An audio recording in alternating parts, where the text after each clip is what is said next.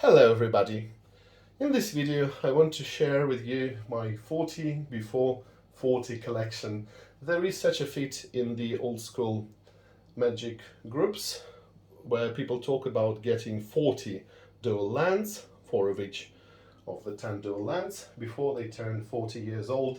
So I'm currently 36, soon will be 37, and I'm really happy to have gotten there. And I'm going to talk to you about my process of collecting those lands, how exactly I got there, and what I'm going to do with them later on. So, strictly speaking, my very first dual lands were actually Taiga, the revised Taiga, and the revised Bayou, even though this is the collector's edition Bayou, so as I have said, these are not these exact copies that I got. So the story goes like this. Back in 2009, there was no such thing as old school that I had been aware of. Of course, old school magic already existed, yes, especially in Sweden, as I think. But of course, I never knew about it.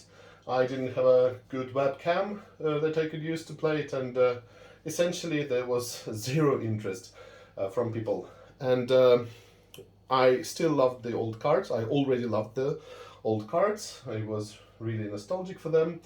And I decided to get into one of the internal formats, and this format was Legacy. So Legacy is a format that is difficult to get into because it is very expensive. Of course, not as expensive as old school, but in Legacy, as you know, you gotta do the rotation. It's not that you can have a couple of decks and be tournament ready, so to say, at any time, because these decks come and go very quickly. And back when I started playing, Zoo was still a thing, and try playing Zoo in Legacy now, you will be absolutely annihilated with your Curd Apes and Savannah Lions and Wild Nakatl, not a thing you can count on anymore, I guess. So, in any case, I just wanted to say that I got this Goblin Char Belcher deck. It is a turn 1 combo. It definitely can kill on turn 1. You have a ton of fast mana. You have got literally 2 lands, so only a Bayou and a Taiga. Some people even go with 1 land. And what you get is a ton of fast mana. You have enough mana for Goblin Char Belcher, which is the name of the deck. And this Goblin Char Belcher artifact just fires at your opponent, and they will be dealt the amount of damage, which is equal to the number of non-land cards you reveal to them. So here, of course, since we don't have a lot of lands, most likely this will be fatal for your opponent.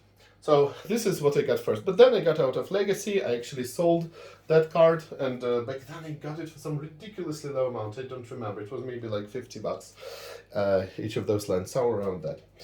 But then I did find out about old school magic. I specifically learned about the webcam community, so I could play not only my janky old school magic decks against my friends with whom I played kitchen table magic, but I also could play with people who enjoy 93-94 exclusively. So the first lands that I really got were Tundras. And yeah, I always mix these up because actually both of these are the words that we have in our language, and they're highly specific actually to a particular region, but doesn't matter. So anyway, Tundra, as you can see, has this nice caribous, I guess, and it's a beautiful land, but more importantly, it is the land that is in those colors that are the main colors of the deck. And I knew that the deck is actually the deck to beat, the deck that you could use in tournaments. I never specifically played the deck per se, but I guess I liked what we could call line dib now, and I did play a fair share of white and blue control, so these were the colors that I wanted to get into just to be tournament worthy. And then of course I decided to get some more duels. So after Tundras, the next duels I got were Underground Seas. So Underground Seas, actually I got at the same time as Tundras, but not the whole playset. So at first I only had 2 Underground Seas, and Underground Seas were the cards that I traded with Star City Games. So I traded 4 Underground Seas, 2 copies of them, and these 2 copies I had, but you know, I tried to get into some kind of black, blue, and white control, and it didn't work perfectly well, but still. But Underground Sea, I always knew it as the most expensive land. Actually, if we talk about duels, there are only 2 types of duels. What are they? There are the blue containing duels and non-blue duels, right? So all blue duels are much more expensive than non-blue duels. That's why actually here, as you can see, all of the blue duels that we have are from collector's edition, simply because they're cheaper. So this was my rationale. However, Underground Seas, yes, as I have said, I had 2 copies of, and for a very long time I didn't go any further. Where I did go further was Savannah. So I got my Savannahs and I got Tigers. So here we have got Tigers and Savannahs. I'm not a huge fan of Savannah in terms of art. It's just very, very basic looking, and on camera it looks almost colorless, right? Tiger I like much more. It's something that is very realistic, but I like the art a lot. And then my next cards that I went to were Scrublands. So later I got Scrublands because I understood that Dead Guy Ale is a thing, so black and white combinations, a nice color combination. Still not a fan of the art here either, to be honest with you, even though it's by 2 different artists, but they're very similar, and I don't know. It's not that I really appreciate them. And then I got Plateaus. So with Plateau, you know the story. We actually talked about it. I have a video with the same card, different art, and you can find it on my channel where I talk about which art I prefer. And initially, so as you know, Plateau was printed like this, but then we had this kind of Ice Age style picture, and you can even see this knight, or I don't know, just some rider in the back. And in the past I would definitely prefer the snowy art, but now I see the appeal of the original art for Plateau by Drew Tucker, and I actually like it a lot. By the way, here the artist is not Drew Tucker, it is a incorrectly provided credit here. Next, after that, even though you can see those white cards, yes, Badlands, yeah, these were exactly the cards that I got later. So this was the next card to get for me. So Badlands, as we can see here, I like the art here. Black and red is a very popular color combination. It always has been. It's this, you know, evil and mad combination of colors. The ungood, so to say, part of Magic Color Pie, as we often see. But yes, I played it in the rag deck. I still haven't played the Sedge Troll deck. It's crazy to see how many archetypes there are that I'm still to explore. So the depth of old school Magic is incredibly high. And yeah, I got all of these 4 Badlands, and what's very interesting is that for some time they were very difficult to find. So you just go to a store, you log in, and you see that you cannot find 4 copies. Sometimes you could get 1 copy, sometimes you could get not all of the editions you wanted. So yeah, and what was my cost basis? You know, most of these cards I still got cheaper than what they're worth now. But there were some of these that actually I was too impatient about. So it was in 2021 when everything was booming, when the economy went sky high, and of course prices were overinflated. And then I got so impatient because I needed to get one copy of each, I think. Or maybe, yeah, exactly. That's true. So yeah, then I got Tropical Islands. Tropical Island I like a lot, actually, even though some people criticize the art. I'm a huge fan here. So some people say you can see somebody hiding there on this tropical island. But yeah, I got 3 tropical islands. I got 2 volcanic islands. It was a terrible story with customs and how I got there, and it was during the very bad times of the pandemic. The prices were down. I felt that it was the time to act, and I was actually right to do so. But it was an absolute nightmare to get these cards out of the customs, especially back then. But yeah, still, as you can see, I have them all. But yeah, what I wanted to say is that I asked a trader on one of the old school groups to help me and get these cards, and I'm actually grateful to him because without him it would have been very difficult for me to get them. I just told him, so give me the cheapest copies that you can get. And he did that. He did collect them for me. He, I think, found some of them in his collection. As you can see here, this is not a beautiful copy. It is an alpha cut, and I don't even think we can say it's the best kind of a alpha cut card. So that's your tropical island like that. Next we have got, so do you see the difference between these two? Actually, this is not a part of the picture, even though you might think so by looking at them.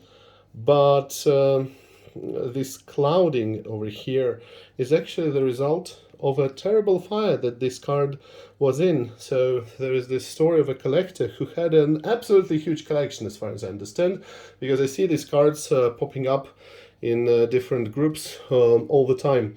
And I actually have a video about it. So they were really roasted because the cards were in the safe, but a lot of smoke got in, and you can still feel the smoke. And yeah, this was not a sigh of appreciation, but the opposite. So yeah, I got it for cheap, but you know, it's not a great card to have in your collection because I always actually put it in a sleeve. So there are actually 4 cards like that. So there are Underground Sea, Volcanic, Bayou, and Tropical Island. So yeah, the trader who I asked to get those cards for me actually didn't give me the burnt ones, but yeah, the burnt ones, this was something different. So nevertheless, I always keep them in those sleeves, and I know it's a good idea to keep all of these cards in a sleeve, but there it is. So yeah, Volcanics, if we look at Volcanics, just look at Volcanic next to, say, Underground Sea. So look how different they are, right? Look how different they are, because Volcanic Island is much more saturated than any other duels. It's much more saturated than any other duels. And do you know why? Well, because it is the 10th duel. So there were only originally 9 dual lands in Alpha. So Volcanic Island is the land that was missing. So there was no land for this enemy color combination. Yes, we cannot have that, otherwise the universe of magic would explode or something like this. So yeah, but no, of course it was just coincidental. It's I think the same kind of story as Circle of Protection Black that was originally left out, but at the very last moment was put together, and yeah, this is how it happened. So these are my 40 before 40, you know, not the most beautiful copies. Some of them are not in a perfect condition, but still I like them all. And yes, I do understand that it's a bit sad. What's the cost basis for that? So currently each of those will be worth, I don't know, at least 200, right? Many of them closer to 300 or 400, and that is if you are kind of fire selling them. You know, if you are getting them from a store or from some kind of a trader who's not in a hurry, that would be even higher. So yeah, I don't think that it's right that it would cost, I don't know, let's say 8 grand or kind of 10 grand to just get the mana base for this particular format. But it is what it is, and I might get rid of them one day. I know it's one of those very highly liquid cards with high liquidity, and even if Magic officially is dead and Wizards managed to screw everything up, uh, the probability of which is not equal to zero. As we understand, the old school community, EDH community, all of those community-driven formats, which proved to be much more rewarding and player-friendly actually than the official sanctioned events, will still propel the value of these cards, and it's just a pleasure to have. So thank you very much for watching this video. Please tell me what your favorite duels are. For me, in terms of art, that would probably be Tundra, and number 2, I would say it could be Bayou or maybe Volcanic Island. And I also enjoy the original Plateau as well. And of course, Underground Sea is also very nice. And which of these is the most essential, the most sought after card? Obviously, that would be Volcanic and Underground. So they always compete with each other. And you know, you go to some kind of a store, you go to some kind of a maybe catalog, and you browse the price list, and very frequently you would see that Volcanic and Underground Sea overtake each other. For me, Underground is still more iconic, still more important, but I do understand the importance of Volcanic Island. Red and blue is also a very powerful combination. Probably the price is driven not by old school when it comes to Volcanic, but I don't know, by Legacy, Vintage, Blue-Red Delver probably. Not sure about that, but it's not that we care if we talk about old school Magic. So there it is, there it is. Again, thank you for watching, and I'll see you soon. Bye.